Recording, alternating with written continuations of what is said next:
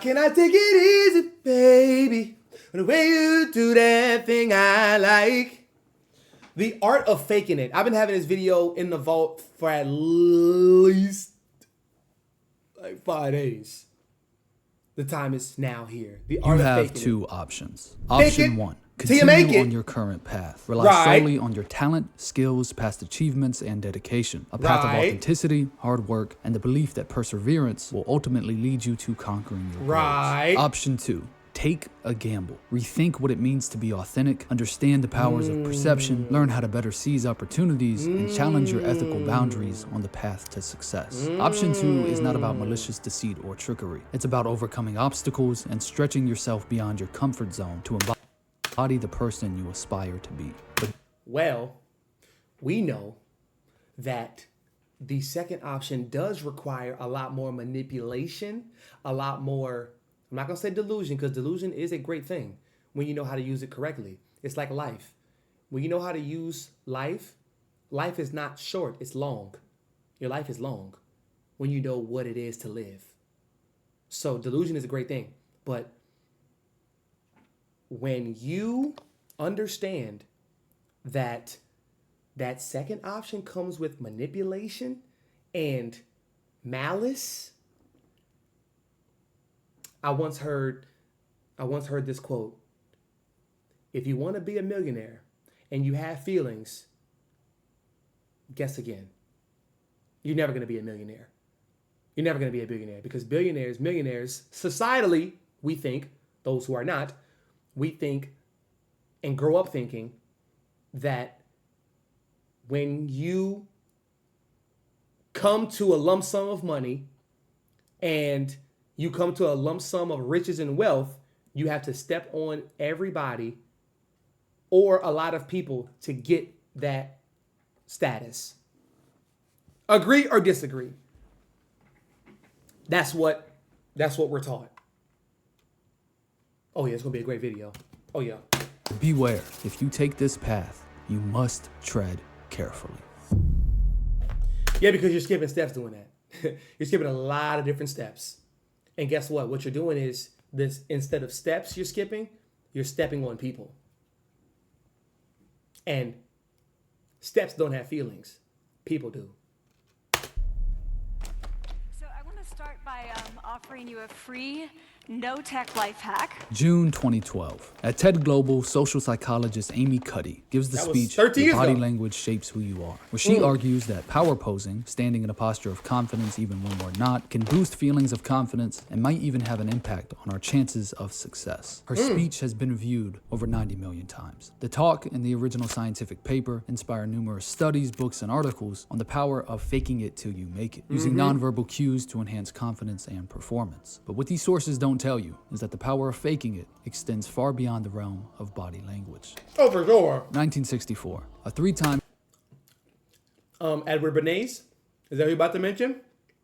college dropout applies to a talent agency in hopes of landing an agent job. Oh, One of never the mind. requirements for the position is being a college graduate. So he applies to a lower position in the building, working in the mailroom. On his application, he states that he graduated from UCLA, a university only 3 miles up the road High from the prestige. agency. Once he begins working in the mailroom, he's able to intercept a letter from UCLA stating that he never even attended their university and replaces it with a letter of his own. He quickly gets the agent job and eventually donates enough money to the school that they rename a building after him. He's currently worth What the fuck?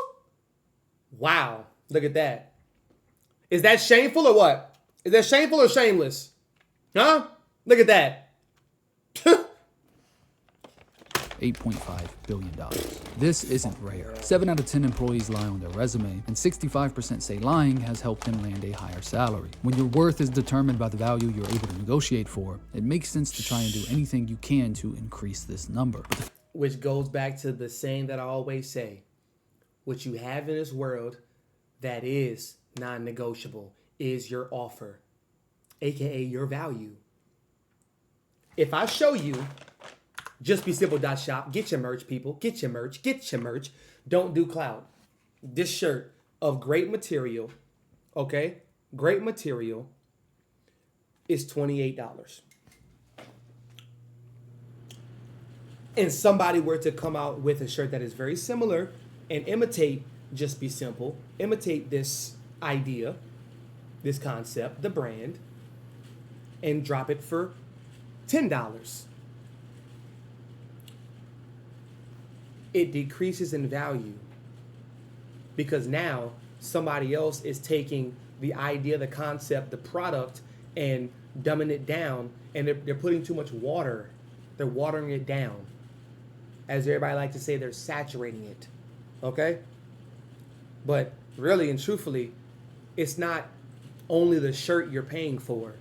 It's the time, the dedication, the perseverance, the bravery, the conjuring up of ideas that it took to come up with this concept, with this idea. It's the years, it's the groundwork that you put in before something became as popular as it is. That's what you're paying for. Not so much just this one product, this one book, this one meal plan, this one regimen, this one routine, this shirt, this package, this mentorship, no, you're not paying for only that. Understand that. Oh yeah, I love this video. Oh yeah.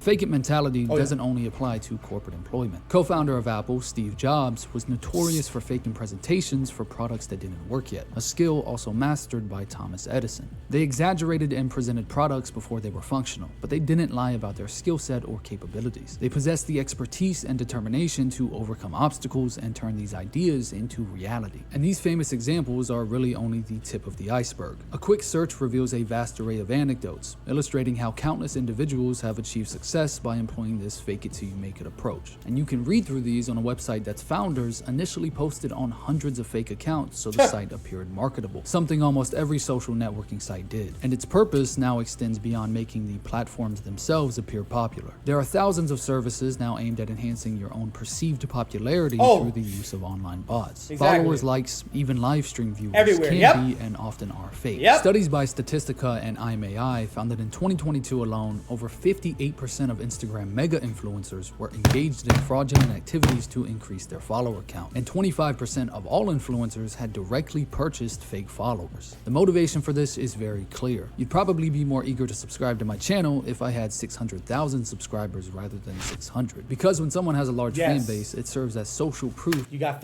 you got internet fans now. You have a cult following. You have right. I always looked at it as a party. So there are 3 houses on this block. You get dropped off on the corner. The first house you enter, every house door is open and they're playing music very loudly. The first house you go into, it has a DJ, it has some good smelling food, but it has 10 people in there. And they're not dancing. It's good music. They're not dancing. They're chilling. They're sipping. They're eating. But it's a party. And you step out. Okay, boom. Maybe not be my speed right now. Maybe, right? I kind of want to turn up or something. You go to the next house. The next house has a DJ, no food, just drinks, some tables, but it has 100 people in there. Okay? Got 100 people in this crib. And everybody's turning up, fist pumping. You see motherfuckers upside down, drinking beer and yelling and screaming and bitches twerking and shit. You may be more susceptible of that type of party. And for the fuck of it, you leave, you go to the last house, and the last house has a DJ. It has completely different music in it, but it has 50 to 75 people in there. It's a more intimate setting. It got just enough, not too much, not too little people. It's the proof. Which party would you want to enter? You don't know who you would meet when you go into that first house. There's 10 people in there. They got good food. And they're not really partying per se. Partying is related to turning up. But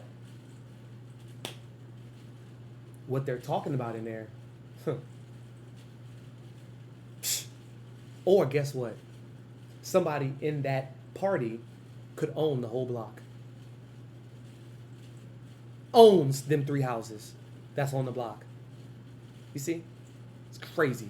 So I think of it as a party perspective. You know, what energy is your party giving off? And when somebody joins the party, when somebody joins and is invited into, is welcomed into the house, and they walk in, how are they feeling? What are they getting? Off top, the first 25 seconds, what are they getting? What are they feeling? That's what's important. That their content or ideas are valuable and appealing to others. But more importantly, in this era of influencer marketing, where companies and artists will raise awareness of their products, services, or music by paying an influencer to promote them, having more followers and engagement means negotiating more money. And it makes sense to try and do anything you can to increase this number. Being an influencer is one of the only ways you can get rich by pretending to be rich. Pretending to be more wealthy or attractive than they really are is the norm. And it's something rappers have been doing for years. Right. I think your attorney said that you were gonna have to file for bankruptcy. But then you're dumping $2 million. Are you not now a sitting duck to have that money seized? I ain't got it right now. I ain't got it. And that was prop money. Like I said, I ain't got it. I got 2 twin Glocks, turn you to a dancer. I don't have no straps for nobody. I got bands when I'm flying to France, drinking till a nigga land. Nah, I never went to France. Took an airline, took one again, crashed a Rari, so I hopped in the bands. I don't even drive. It's not just wealth either. Artists have historically created false backstories to enhance their image, like Akon pretending he was leading a Fast and Furious car theft ring, or Rick Ross stealing an actual drug kingpin's name. De Niro Ferrar even made fun of this in his OK Music video. None of this is my jewelry. This is all prop.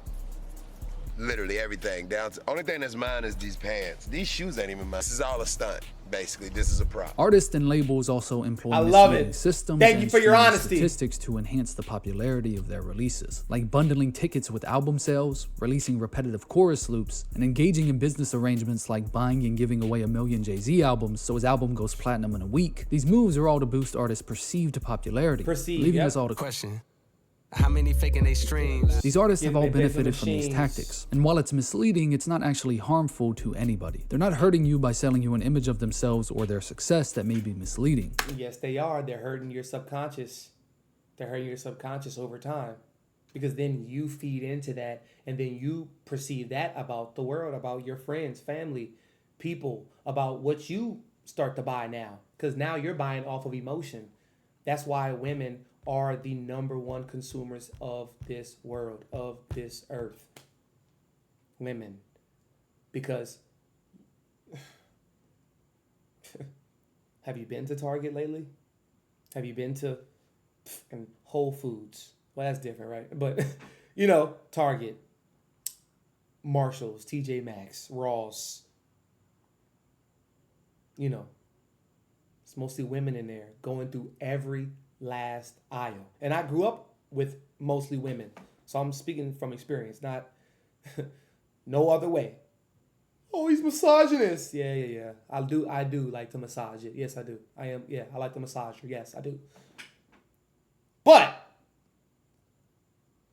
they're the #1 consumers for a reason, bro. It seeps into our subconscious. So then we think that this preconceived notion, we have to have all of our ducks in a row before we do this, before we post this, before we make this. And start posting lowlights. That'll really humble the fuck out of you. Start posting lowlights. Yeah, I bet you post less, huh? Yeah. On Instagram, Facebook, social media, these platforms, show your highlights. When you want to put something on your story to broadcast to all your followers and non-followers who are looking at your page for the first time, what do they call it? You make a folder that's called your highlights.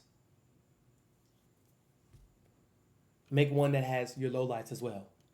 It's not like they're a politician, like Donald Trump, who ran off his image as a successful businessman, an image that wasn't entirely accurate. Trump is arguably the greatest example of fake it till you make it. He built such a successful personal brand that the money he made off Celebrity Apprentice overshadowed any of his previous business failings and eventually landed him the presidency. It's not all positive. The line between faking it and fraud is a very thin one. The House Financial Services Committee will begin the first congressional hearings on the Enron debacle tomorrow morning. Some Enron employees say they are still hopeful that both their company and their jobs can be salvaged somehow. Not to testify, based on my Fifth Amendment constitutional rights. In 2001, energy company Enron was at the center of one of the biggest cases of corporate fraud in American history. Enron had been viewed as a pioneer for its innovative approach to energy commodities, turning them into financial products that could be bought, sold, and traded like stocks. Enron had engaged in a technique known as mark-to-market accounting, which allowed them to mark future financial projections onto their current income statements, as well as writing off losses through SPEs, or essentially companies created by Enron to isolate risk, so they wouldn't be reported under Enron, further giving a false impression of their finances. The revelation of this fraud led to Enron's bankruptcy, reforms in accounting regulations, and a 24-year prison sentence for its CEO. To this day, the entire industry of financial reporting runs on regulations that were put into place directly as a result of Enron, and the scandal has left a permanent mark on society's view of the business world. In 2003, Enron Vice President Christian Holmes' daughter founded a company of her own, the now infamous Theranos. Dropping out of Stanford to focus on the project, Holmes, who had been dubbed the next Steve Jobs, promised to revolutionize the medical field with cheap, accessible, and quick blood testing technology using only a few drops of blood. Investigations by journalists and regulatory agencies revealed that the company was using industry-standard machines for most of their tests, and due to the sample size of the blood, many of the results were inaccurate, leading to misdiagnosis and death. One of their employees even committed suicide due to stress of keeping the company secret. The company, which was once valued at $10 billion, had been running on this fake-it-till-you-make-it mentality from the start, with Elizabeth Holmes even allegedly faking her voice in interviews and appearances. In January 2022, Holmes was sentenced to 11 years in prison for fraud. Theranos has been somewhat of a case study for fraud, with the story being depicted in the Hulu miniseries The Dropout, and people drawing similarities between Holmes and any fraudulent startup founder, like Charlie Javis. In 2016, Javis founded Frank, a website that assisted students in obtaining loans and financial aid. In 2021, she sold the company to JP Morgan Chase, and the next year was sued by JP Morgan for fraud. But unlike Theranos, Frank did everything it said it did. Javis wasn't toying with people's lives or health. Frank simply helped students fill out loan applications for a small fee. The problem arose when Javis paid a data scientist $18,000 for a list of 4 million fake student names and addresses, and then sold the company to JP Morgan under the pretense that she had over 4 million customers, when in actuality that number was around 300,000. When JP Morgan realized 70% of their emails were bouncing back, they sued her for fraud. The backlash was very different for Javis. She's been looked at more as a modern-day selfish Robin Hood. After all, she defrauded investors and the bank, but not her customers or everyday people. She scammed the rich, and when you scam the rich, you go to jail. In May 2023, a 4-count grand jury charged Javis with securities fraud, wire fraud, bank fraud, and conspiracy, and she faces up to 100 years in prison if convicted. They don't, ooh, fuck. Yeah, they don't play about that. Wow. Yo. My father was a con man. He worked his way up at his company, became vice president, then left to start his own business with loans he got in others' names. Got supplies from vendors under false pretenses, billed them to his ex-employer's account, and once convinced the store he was contracted to work on to install fake security cameras because they were cheaper, and then stole from that store regularly for years. Fake security. Wow. Credit is everything, guys. Credit. Please, man. Company, which made over $1 million, was sued for fraud, and my father died with less than $3,000 in assets. The difference between Elizabeth Holmes and Steve Jobs, or my father and any successful entrepreneurs, is knowing when to stop. While he also faked presentations, Steve Jobs didn't work in healthcare. He wasn't putting others' lives on the line to get what he wanted. He wasn't defrauding investors or associates. While it might cross certain ethical boundaries, lying on your resume about job titles or certain responsibilities, misrepresenting how successful or skilled you are, or even just pretending to be more confident than you are, might be the best move for you as long as you can follow through with your commitments. Even something as small as a single word can change how others view you. It's the reason you see YouTube channels refer to themselves as we, as if there's a team behind them, even if it's just run by one person. It creates an illusion, a tactic that can enhance credibility, making viewers take them more seriously, and potentially choosing their content over that of others. The line between faking it and fraud is a very thin one, but if you employ these tactics correctly, you might be more confident. You might be able to finally get the job you've been trying to get. Hell, if you employ these tactics correctly, you might even get elected president. WZ!